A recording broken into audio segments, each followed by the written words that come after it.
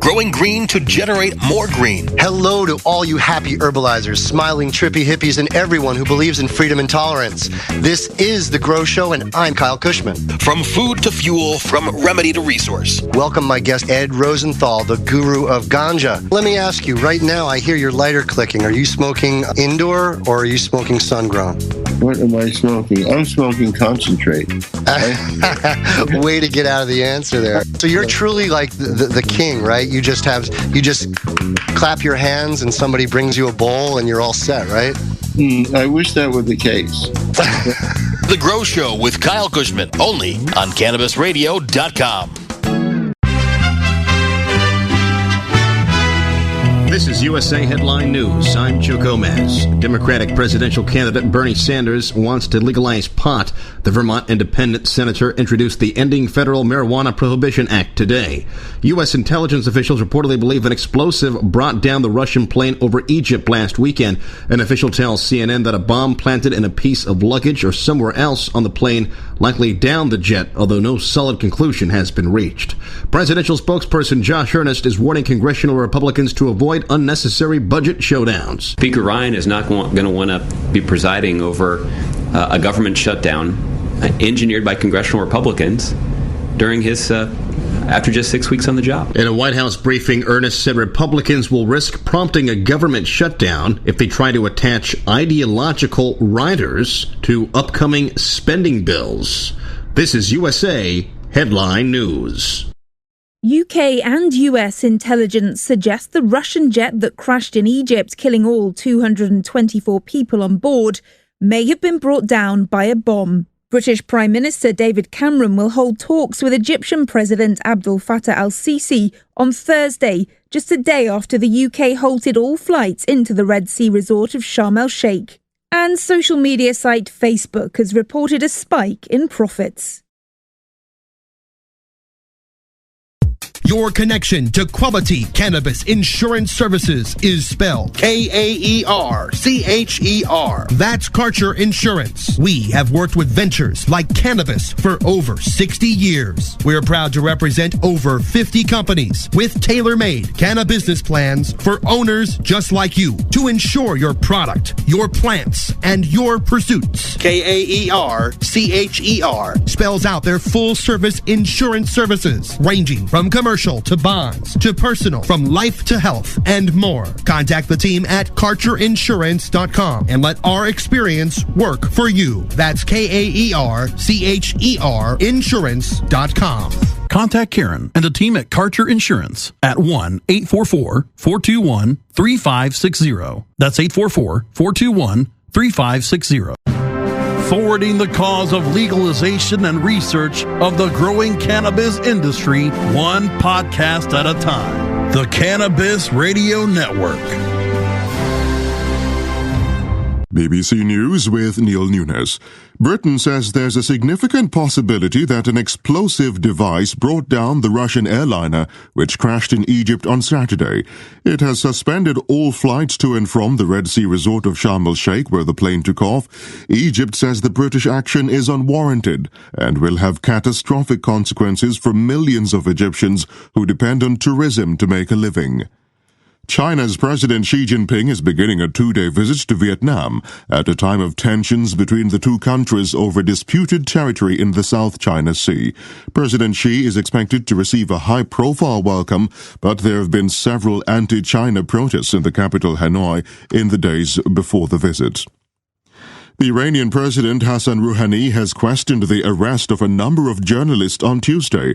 At a cabinet meeting, he urged the authorities not to make baseless arrests and fabricate a case. Mexico's Supreme Court has voted in favor of allowing a group of activists to grow and distribute marijuana for their personal use.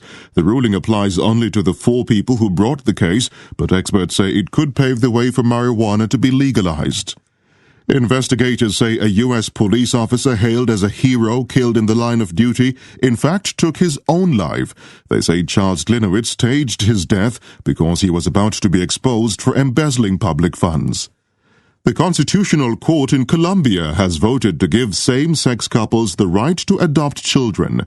In a historic ruling, the court instructed adoption agencies not to discriminate against gays and lesbians. Youth activists in Mauritania are reported to have staged a protest outside the health ministry, demanding action against what's been described as a mysterious viral epidemic in the North African country. Demonstrators said the virus had caused many deaths. BBC News. Hi, I'm Montel Williams. Most of you know me as a talk show host, but I'm also an author, actor, single father of 4, avid snowboarder, and I'm also a medical marijuana patient. Living with multiple sclerosis, I'm in pain every day. Medical marijuana is my last resort, and it helps me when all other drugs have failed. If you'd like more information about medical marijuana, you can contact the Marijuana Policy Project at mpp.org or call 1-877-JOIN-MPP. From Feature Story News in Washington, I'm Kate Fisher. British Prime Minister David Cameron will hold talks with Egyptian President Abdel Fattah al-Sisi on Thursday at Downing Street, just a day after the UK halted all flights into the Red Sea resort of Sharm el-Sheikh amid security concerns. British officials now say there is a significant possibility that an explosive device brought down the Russian Metrojet plane that crashed in the Sinai on Saturday, killing all 224 people on board. From London, Catherine Drew reports. The move to halt all UK flights to Sharm el-Sheikh, a favourite with British tourists, is a significant blow to Egypt's vital tourism industry and an embarrassment for the Egyptian authorities. All flights were suspended after a team of British security experts analysed security at the airport Wednesday, prompting the government to advise against all but essential travel through the airport. Travel advice for the region, though, has not changed. This is likely to dominate talks at Downing Street as the two leaders meet to discuss security concerns relating to Islamic State militants and the situation in Syria and Iraq. The talks have been criticised by human rights campaigners who describe President Sisi as a dictator who has violently cracked down on dissent. US intelligence sources are also saying that they believe a bomb planted by ISIS or an affiliate may have been responsible for downing the flight. In Washington, here's Kevin McAleese. The US position that Islamic extremists may have planted a bomb on the aircraft echoed earlier analysis from the United Kingdom. An unidentified source told CNN a device may have been planted in luggage or somewhere on the plane. However, US State Department spokesman John Kirby, when pressed on who or what was responsible for the crash, insisted the US government would not be rushed to judgment. Everybody would like to have answers as soon as possible, most especially the families that are grieving. But the investigators are still at it, and we got to give them the time and the space to do their job. This new assessment came after the White House addressed concerns over US citizens travelling to the region, making it clear that US airliners did not operate over the area affected by Saturday's air disaster. US Defence Secretary Ashton Carter and his Malaysian counterpart are planning to sail aboard a US warship that has been patrolling in disputed waters of the South China Sea. The move underscores regional tensions over China's territorial claims there. Daniel Wrenches reports from Washington. Ashton Carter and the Malaysian Defence Minister Hishamuddin Hussein will sail on board the nuclear-powered aircraft carrier, the USS Theodore Roosevelt, on Thursday. It follows on directly from a meeting of regional defence ministers in Malaysia in which differences appeared over China's maritime territorial claims. US warships recently sailed within disputed waters. From bureaus worldwide, this is FSM. Mexico's Supreme Court has ruled that people should have the right to grow marijuana for personal use. The decision doesn't change the current law, but it does lay the groundwork for legal changes in the future. Andrea Arenas reports. Today's ruling could start a wave of legal actions aimed at relaxing legislation against people who want to grow marijuana for personal consumption, as well as those who need to use the plant for medicinal purposes.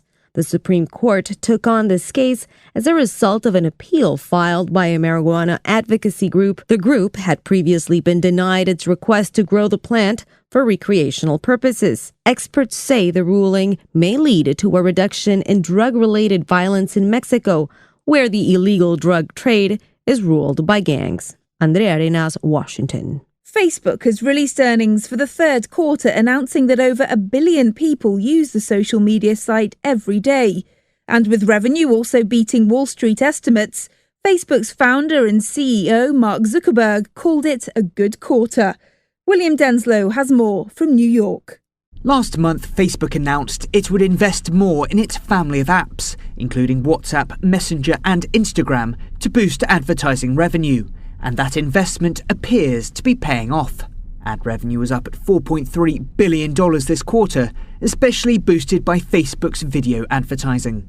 Thanks to spending on projects like virtual reality, costs and expenses for Facebook were up at 68% from last year.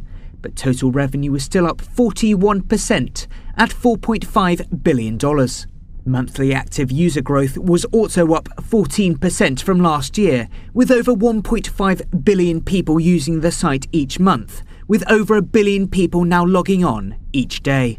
William Denslow, New York. And that's the latest feature story news. Kate Fisher reporting. Seed to sale, clicks to conversions, and more. You're listening to the Cannabis Radio Network. From the Sky News Centre at 3, the government has suspended all flights to the resort of Sharm el-Sheikh in Egypt. Officials in the US and the UK say it's possible the Russian plane that crashed after leaving there on Saturday may have been brought down by a bomb.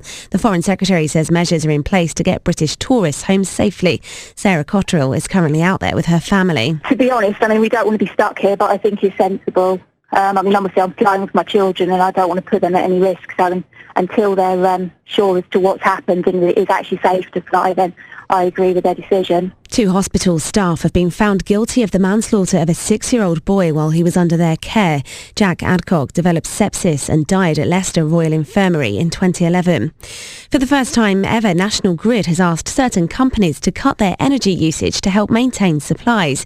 It says a string of plant breakdowns has left backup levels low, but insists there's no risk of blackouts. Flight diversions at San Diego Airport have been lifted after a 5-hour standoff between police officers and a gunman. Arrivals were put on hold during the domestic incident at an apartment block on the flight path. A man has been taken into custody. Binge watch, which means to catch up on several episodes of a TV show all in one go, has been named the word of the year. Dictionary maker Collins reckons usage of the word has gone up 200% in a year because of the growing popularity of streaming services. Other words on the list include contactless, transgender and dad bod.